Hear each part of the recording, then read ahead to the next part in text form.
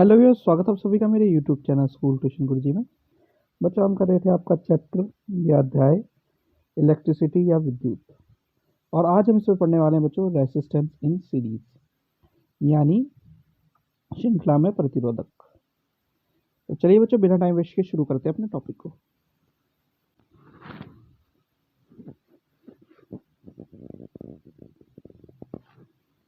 तो बेसिकली एक चीज़ समझ लीजिए बच्चों, जब हम बात करते हैं रेसिस्टेंस श्रृंखला में, तो ये क्या है? Resistance of A system of resistor, यानी प्रतिरोधों की प्रणाली में प्रतिरोध होता है। और इसे जोड़ने का तरीका होता है सीरीज में, यानी श्रृंखला में हम इसे जोड़ते हैं।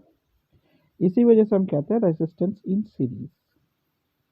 यानी हम क्या कह सकते हैं बच्चों?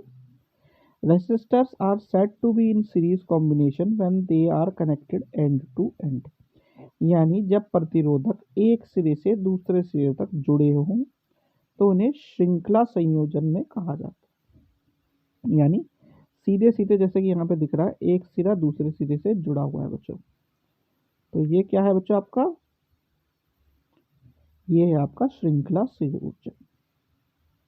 यानी इन सीरीज कॉम्बिनेशन, अब चीज क्या होती है बच्चों उसे समझ लेते हैं। इन सीरीज कॉम्बिनेशन यानी श्रृंखला संयोजन में current through each resistor is same, यानी प्रत्येक प्रतिरोधक के माध्यम से धारा, जो करंट की जो धारा प्रवाहित होगी वो समान होगी बच्चों। फिर दूसरी चीज क्या देखने को मिलती है बच्चों में? The effective or equivalent resistance of the resistor in a series combination is the sum of the resistors of the individual resistor। यानी श्रृंखला संयोजन में प्रतिरोधों का प्रभावी या समतुल्य प्रतिरोध व्यक्तिगत प्रतिरोधों के प्रतिरोधों का योग होता है। यानी इन सारों का, जितने हमने लगाए हैं ना बच्चों, इन सारों का जोड़ हो जाएगा सीधे भाषा में। ठीक है।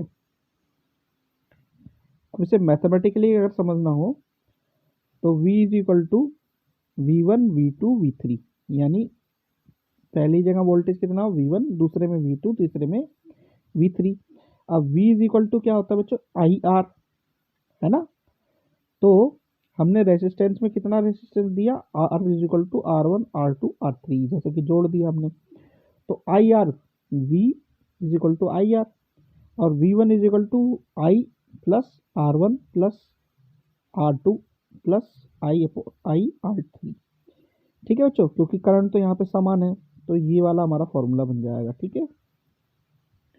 तो हम क्या कह सकते हैं अब? द इफेक्टिव और equivalent resistance of resistor in a series combination is the sum of resistance of the individual resistor.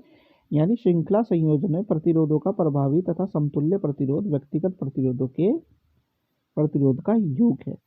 यानी द इफेक्टिव और equivalent resistance of the resistor in a series combination is greater than that of the greatest of them. यानी किसी श्रृंखला संयोजन के प्रतिरोधों का प्रभाव या समतुल्य प्रतिरोधक उनमें से सबसे बड़े से अधिक होता है बच्चों। यानी जोड़ हो जाता है, इस वजह से अधिक हो जाता है बच्चों।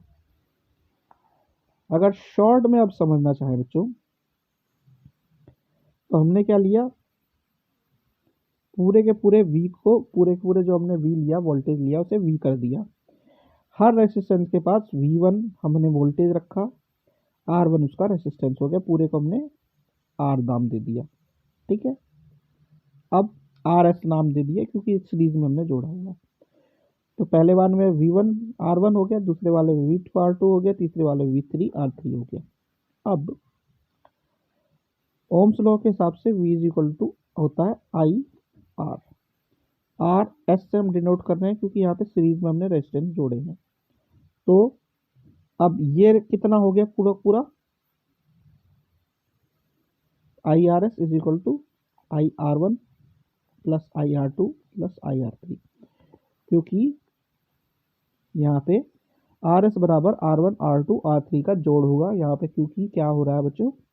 करंट यानी I जो है वो सब में समान है। ठीक है। तो इसलिए क्या किया हमने? इसे जब पूरे ब्रैकेट से बाहर निकाला, यानी I is equal to R1 plus R2 plus R3 किया, और बराबर किया किसके?